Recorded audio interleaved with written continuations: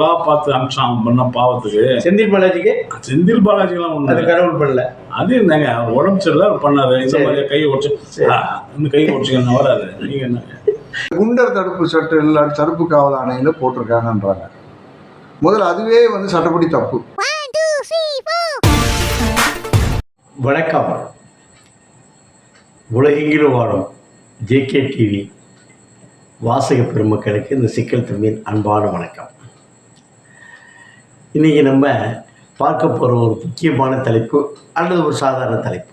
சவுக்கு சங்கர் அவர் இப்போ சாதாரணமாக போய்விட்டார்.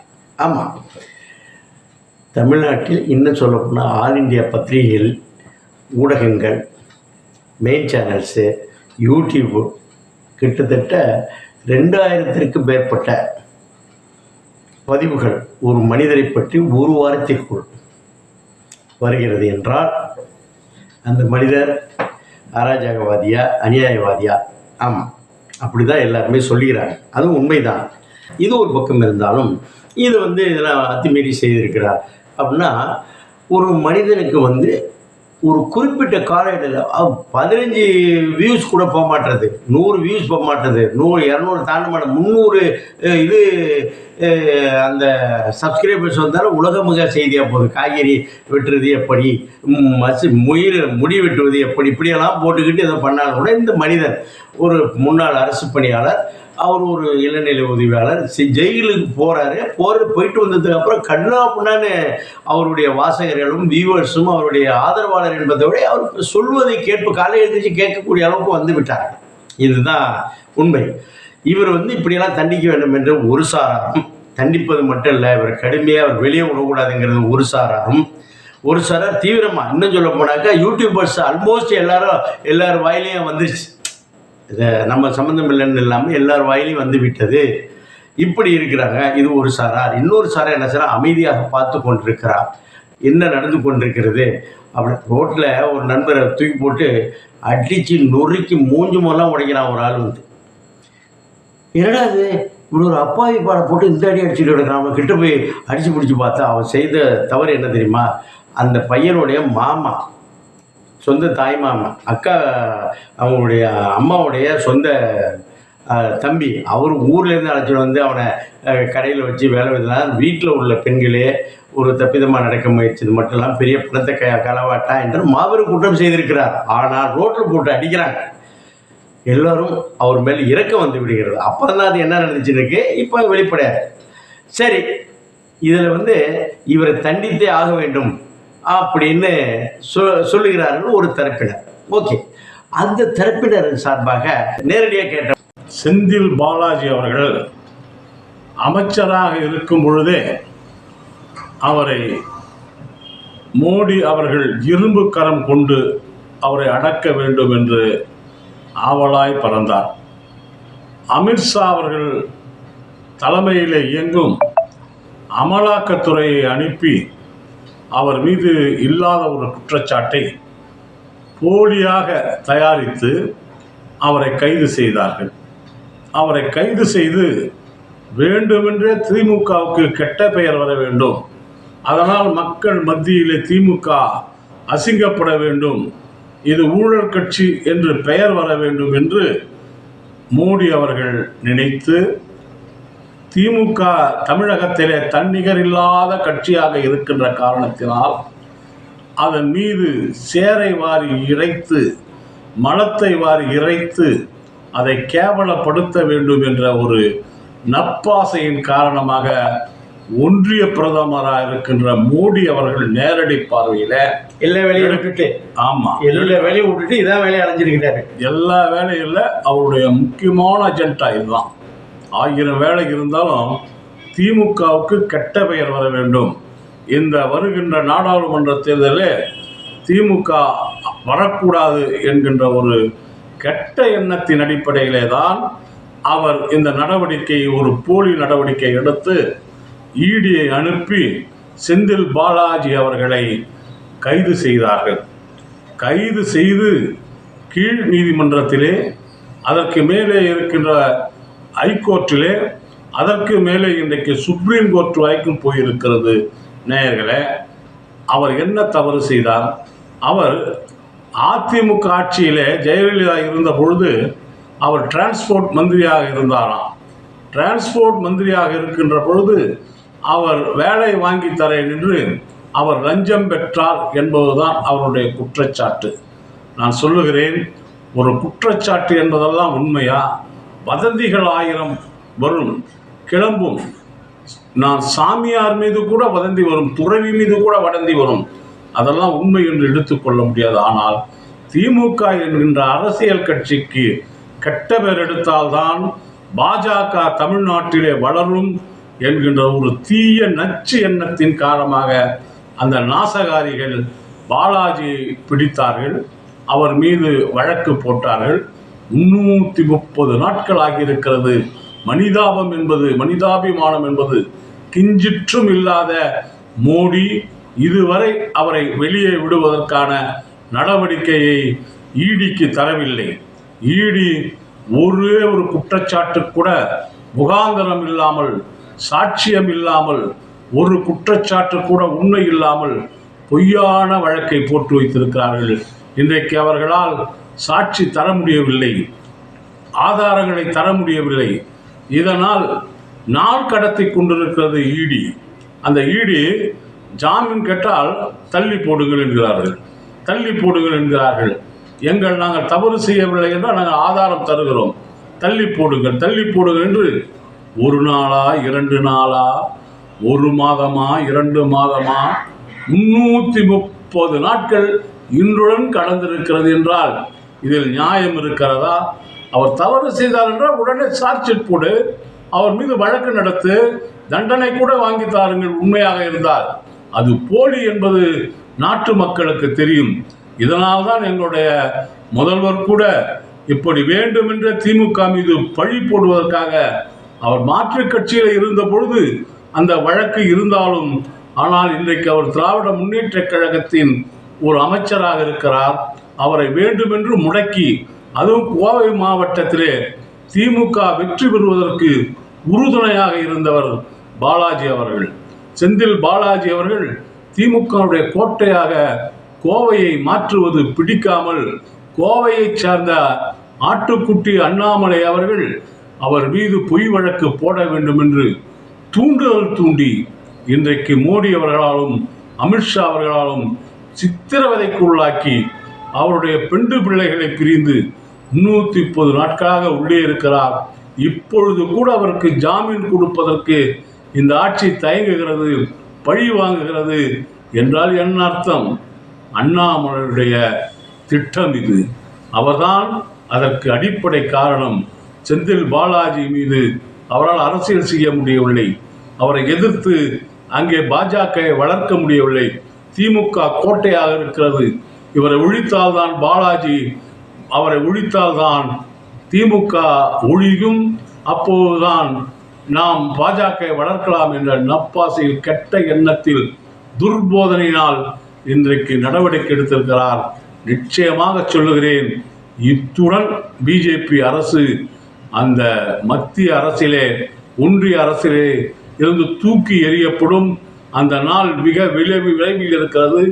அப்பொழுது ஆட்டோமேட்டிக்காக ஈடி போய் அவரை ஜாமீனில் விடுவதற்கு அவர்களே அனுப்புங்கள் என்று கெஞ்சுகின்ற நாள் நிச்சயமாக வரும் என்பதை இந்த நேரத்திலே நான் சொல்லிக்கொள்ள விரும்புகிறேன். மனசாட்சியற்று பொய் வழக்கு போட்டு மாற்றுக் கட்சிகளை நசுக்குகின்ற சர்வாதிகாரி ஆட்சி ஒழியும் ஒழியும் ஒழியும் என்று சொல்கிறேன்.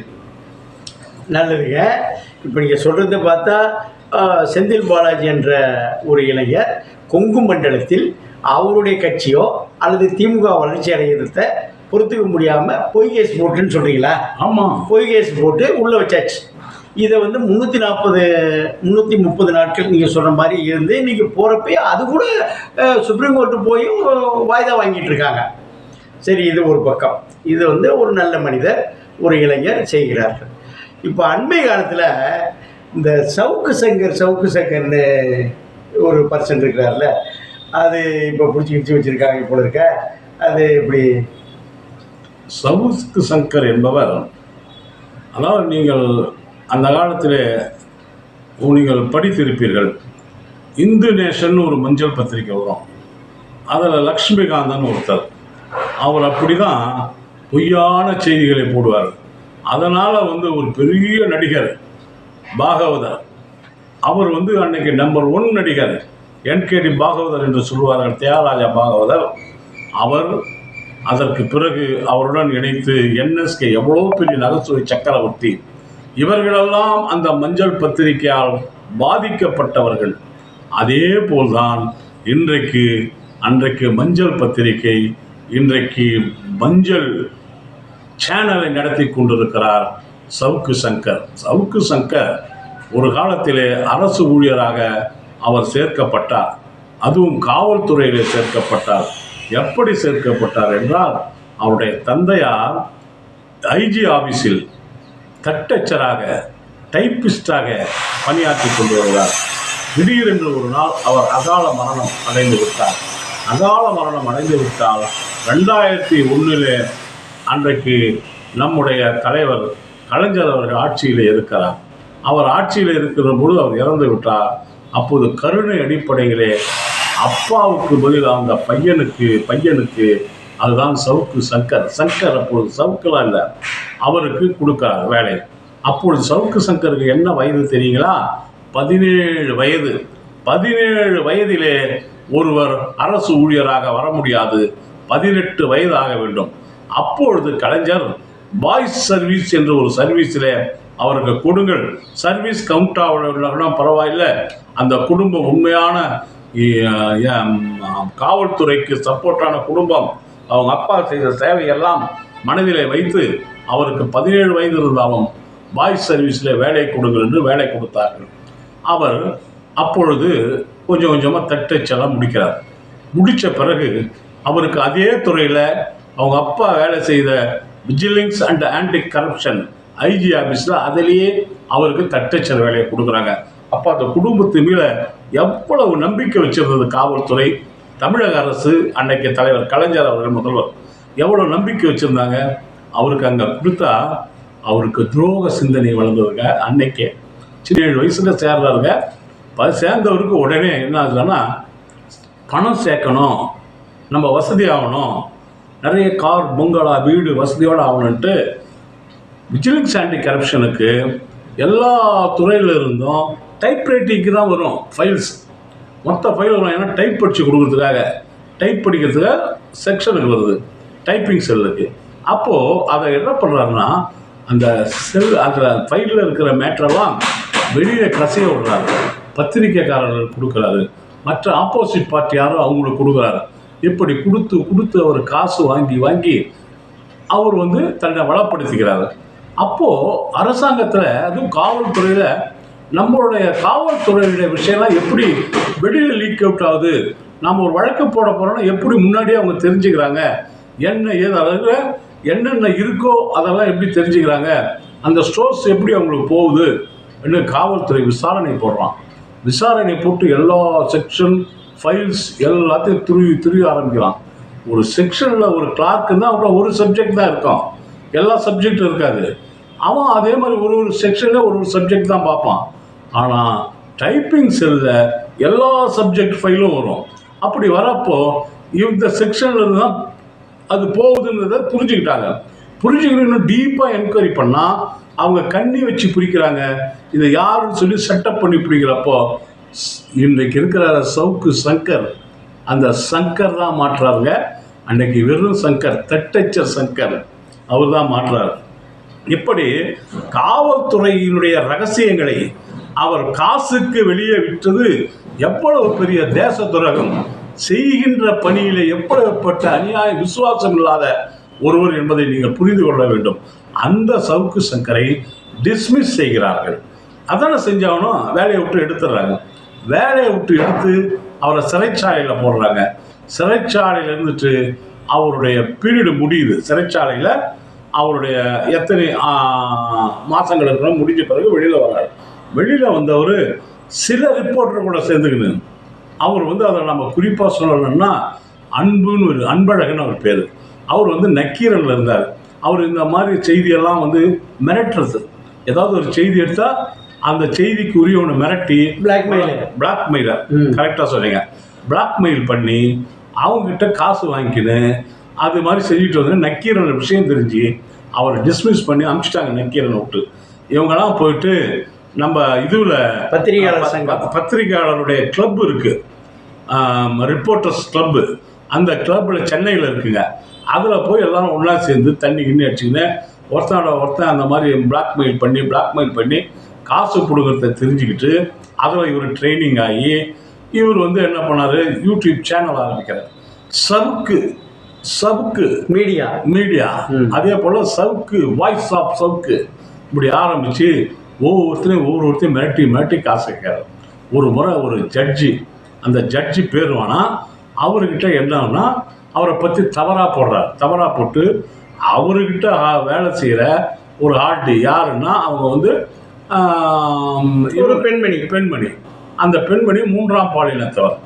அவர் வந்து இவருடைய பேரை பச்சை குத்தின்னு இருக்கிறாங்கன்னு சொல்லிட்டு இதுவில் பேச ஜட்ஜி பேரை எதுக்கு அவங்க பச்சை குத்தி இருக்கிறாங்க, அவங்க எதுக்காக குத்துனாங்கன்னு சொல்லிட்டு இதையெல்லாம் கேட்டு பிரச்சனை பண்ணி அவர் வந்து ஒரு தவறாக அந்த ஜட்ஜி மேலே கொடுத்து அவர் என்ன பண்ணுறாரு, அவரை பிடிச்சி தண்டனை கொடுக்குறாரு, 6 மாதம் தண்டனை. தவறான செய்தி போடுற சவுக்கு சங்கர் இவர் போனார். போயிட்டு 2 மாதம் தண்டனை கழிஞ்சிடுச்சுங்க.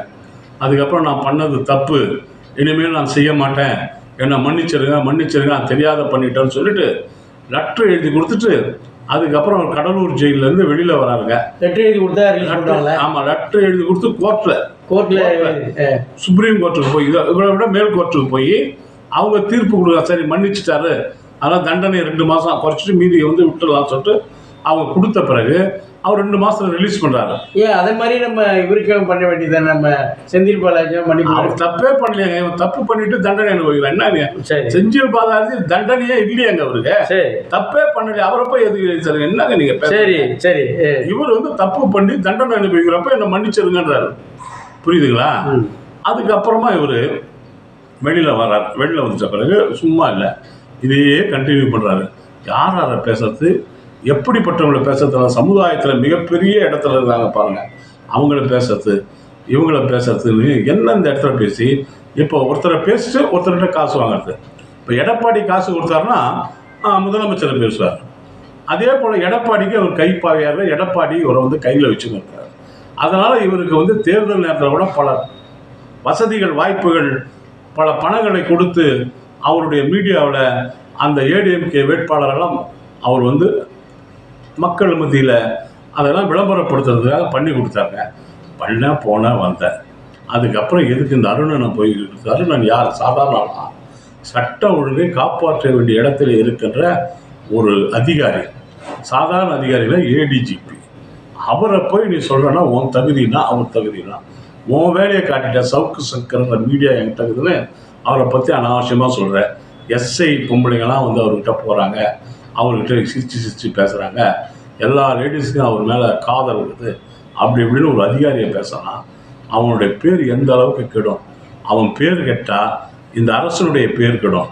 அவருடைய முக்கியமான திங்ஸ் என்னென்னா, இந்த மாதிரி பேசினா அரசு திமுக அரசுடைய பேரும் கெடணும். அந்த ஏடிஜிபியே தரக்குறைவாக பேசுகிறப்போ அதுக்கு கீழே இருக்கிற அதிகாரி பயப்படுவான் இல்லைங்களா? ஐயோ அவர் ஏடிஜிபியே பேசுகிறான்றப்போ அவனுக்கிட்டலாம் காரியம் சாதிச்சதுக்காக அப்படி எப்படி காரியம் சாதிச்சுக்கலாம். கீழே இருக்கிற அதிகாரிக்கிட்ட இல்லைன்னா உன்னை பற்றி பேசுவேன் என்னை பற்றி பேசுகிறோன்னு ஏதாவது போட்டு காரியம் சாதித்து அவர் வந்து தன்னுடைய வாழ்க்கையை வளப்படுத்திக்கிறதுக்காக இந்த மீடியாவை பயன்படுத்தினார். எத்தனை பேர் வேதனைப்பட்டிருக்கோம், எவ்வளவு கேவலப்படுத்தினார். உதாரணமாக நான் சொல்லணும்னா, நம்ம இதுவில் தீவிபத்து வந்த ஸ்கூலில் அந்த பாப்பா பேர் ஸ்ரீமதி அதை தவறாக பேச இறந்துடுச்சு அந்த பாப்பா. அந்த இதில் அதை தவறாக பேசி அது யார்கிட்டயே கைவிட்டு வாங்கிக்கின்னு அதை வந்து தப்பாக இறந்துட்டு அந்த பாப்பாவை தப்பாக விமர்சனம் பண்ணி நான் கேட்குறேன், இந்த மாதிரி செய்த பாவங்கள் தீராதடா சிவகுருநாதா, சங்கரே செய்த பாவம் தீராது, 1 2 3 4 எடுத்து சொல்ல நீ செஞ்சுக்கிட்டே இருக்கிற, மஞ்சள் பத்திரிக்கை நடத்திக்கிட்டே இருக்கிற, அந்த மஞ்சள் யூடியூப்பை நடத்திக்கிட்டே இருக்கிற, ஆகவே உனக்கு தக்க தண்டனை வழங்குவது சரி. உன்னை மிசாவில் குண்டாசில் போட்டு இருக்கக்கூடாது, அதுக்கு மேலே எது இருந்தாலும் போடலாம் ஆகவே சட்ட ஒழுங்கை காப்பாற்ற வேண்டும். சட்ட ஒழுங்கை காப்பாற்றுகின்ற அதிகாரிகளை மன உளைச்சல் செய்ததே அவருடைய பணியாற்ற விடாமல் தடுத்தது.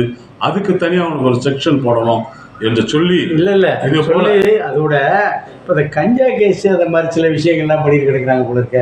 அவர் கூட இருந்தவங்க எல்லார் வீட்லையும். ஆமாங்க, உண்மைதான். என்ன ஆச்சுன்னா, அவரை தேனியில் போலீஸ் பிடிச்சி போய் அவரை அரெஸ்ட் பண்ணணும்னு முடிவு பண்ணிட்டாங்க. கோர்ட்டில் இது பண்ணி போலீஸ்லாம் உத்தரவு போட்டாங்க. இவரை போய் சேஸ் பண்ணுறப்போ அவர் வந்து இது தேனியில் இருக்காருன்ற தகவல் வருது. தேனியில் போய் அவர் அரெஸ்ட் பண்ண போகிறாங்க. அவர் காரில் இருந்து அரெஸ்ட் பண்ணுறாங்க. அரெஸ்ட் பண்ணிவிட்டு காரை வந்து செக் பண்ணுறப்போ உள்ளே இருக்கிற சிகரெட் பாக்கெட்டில் கஞ்சா இருக்குது. பாக்கெட்டுக்குள்ளே திணிச்சு கஞ்சா. எவ்வளவு? அது வந்து நம்ம 1/2 கிலோங்கிறாங்க, 1 கிலோங்கிறாங்க. அது தனியாக பொட்டலம் வச்சுருப்பாங்க. சொல்கிறேன் உங்களுக்கு, நீங்கள் புரிஞ்சுங்க. ஏன்னா அவர் கஞ்சா இருக்கிற ஒரு கஞ்சா சங்கர், அவர் வந்து இன்னும் இந்த சங்கர் இல்லை, சவுக்கு சங்கர் இல்லை, கஞ்சா சங்கர். கரெக்டாக அதில் குத்தி உள்ளே துரிச்சு வச்சிருக்கிறார். எக்ஸ்ட்ரா இருந்தது தனி, போலீஸுக்கு தான் தெரியும். ஒரு 1/2 கிலோ 1 கிலோலாம் இதுலேயே அதை டச் பண்ண போலீஸ் தான் தெரியும். சரி, அது கிலோலாம் அவங்க சொல்கிறது தான் நமக்கு. பட் நமக்கு நாமளா போய் எடை போட்டோம். இல்லை 1 கிலோ என்பது 1/2 கிலோ என்பது வந்துவிட்டால் அவருக்கு எங்க இருந்து வந்துச்சுங்கிற அதுதான் தேனியில எப்படி வந்ததுன்றது இது விசாரிக்கும் போலீஸ். அதெல்லாம் முதல்ல சொல்லிடுவாங்களா, கோர்ட்டில் கொடுப்பாங்க. அதை பத்தி ஒண்ணும் இல்லை. அதெல்லாம் சில சாட்சிகள் வந்து ஓப்பன்ல டிக்ளேர் பண்ண முடியாதுங்க. திட்டின மேட்ரு எந்த ஊர்ல நடந்துச்சு? அதாவது இந்த திட்டின மேட்ரு அதை விடுங்க, அது விடாம எப்படி இருக்கிறது? திட்டின மேட்ரு இப்போ வந்து ஒரு அருணன் என்ற ஒரு நல்ல காவல்துறை அதிகாரி திட்டுறாரு. எங்க திட்டுறாரு? எங்க மீடியாவில் திட்டுறாரு. சவுண்ட் மீடியா எங்க இருக்கு? அவர்கிட்ட தான் இருக்குது, சென்னையில் இருக்கு.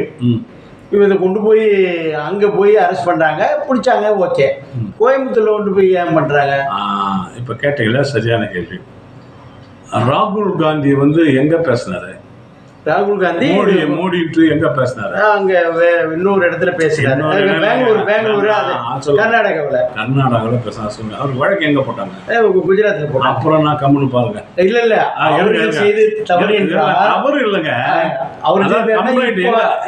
மீடியா என்பது ஒரு வீட்டுக்குள்ள உட்காந்து பேச, அந்த வீட்டுக்குள்ள மட்டும் இருக்கிறது இல்ல, அது வந்து கடல் கடந்தும் போகுது, உலகம் உள்ள போகுது. போறப்ப எங்க கம்ப்ளைண்ட் ஆகுதோ அங்கதான் அவரை ப்ரொடியூஸ் பண்ண முடியும். கரெக்ட் தானே? அப்ப கோயம்புத்தூர்ல கம்ப்ளைண்ட் ஆச்சு, கோயம்புத்தூர்ல பண்ணிக்கிறாங்க.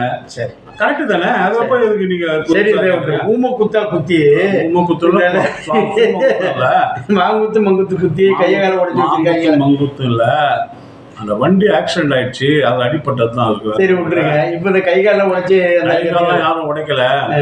அது வந்து அவன் செஞ்ச அதெல்லாம் ஒண்ணும் இல்லைங்க. அவன் பாவம் கடவுளா பார்த்து அம்சான் பண்ண பாவத்துக்கு. செந்தில் பாலாஜிக்கெல்லாம் ஒண்ணு அது கடவுள் பண்ணல. அது என்னங்க, அவர் உடம்பு சரியில்லை, அவர் பண்ணாரு. இந்த மாதிரி கையை உடச்சு இந்த கையை உடச்சுக்க வராது. நீங்க என்னங்க, செந்தில் பாலாஜியும் சவுக்கு சங்கரி, செந்தில் பாலாஜி மக்கள் தலைவங்க, மக்களுக்காக தொண்டு செய்யறாங்க. இவருக்கு வந்து கிட்டத்தட்ட 3 லட்சம் சப்ஸ்கிரைபர்ஸ். நீ சப்ஸ்கிரைபர் ஒருத்தர் திட்டினா ஏறுது, ஒருத்தர் திட்டினா ஏறுது. நாங்கள் தான் சவுக்கு சங்கர் போட்டால் ஏறுது. அதெல்லாம் கிடையாது. ஒருத்தர் திட்டுறப்போ இந்த நாட்டில் பார்க்க ஆளுங்களாம். அதை வந்து நீங்கள் பெருசாக எடுத்துக்கிறீங்க. நல்லவனுக்கு எப்பயுமே வந்து வாழ்வு உண்டு, கெட்டவனுக்கு இப்போ தெரியும், இன்னும் பிரைட்டாக தெரியும், ஆனால் சீக்கிரம் வாரி விடுவோம். இல்லை ரஜினிகாந்தோட இதை இருக்கட்டும், நல்லது இருந்தால் எங்கே தான் ஏற்றுக்கணும். எதுக்கு நான் சொல்ல வரேன்னா, சங்கர் என்பவர் சாதாரண ஆள் இல்லைங்க, ஃப்ராடில் உள்ள நபர். அவர் வந்து கஞ்சா சங்கர். அவர் ஆஃபீஸ்லேயே கஞ்சா சொல்லுற இதெல்லாம் வச்சுருந்தார். நான் நினைக்கிறேன் அவர் கஞ்சா மொத்தம் வாங்கி சிகரெட்டில் சொல்லி விற்கிறதுக்கு அது ஒரு விற்பனை தனி டீம் வச்சிருக்கிறாரு. அது காவல்துறை விசாரிக்கணும். காவல்துறை தான் அதுக்கான நடவடிக்கை எடுக்க வேண்டும் என்று அன்போடு கேட்டுக்கொள்கிறேன். பார்த்தீங்களா, சட்டம் என்ன சொல்லுகிறது? சரி, சட்டத்தை வந்து சட்டத்தில் இன்னும் தெளிவாக இன்றும் எவ்வித குறைபாடுமின்றி பிராக்டிஸ் பண்ணக்கூடிய ஒரு வழக்கறிஞர். அவரு குண்டர் தடுப்பு சட்டம் எல்லாரும் தடுப்பு காவல் ஆணையில் போட்டிருக்காங்கன்றாங்க. முதல்ல அதுவே வந்து சட்டப்படி தப்பு. சவுக்கு சங்கர் குண்டர் போட்டிருக்கதே தவறு. ஏன்னு கேட்டிங்கன்னா,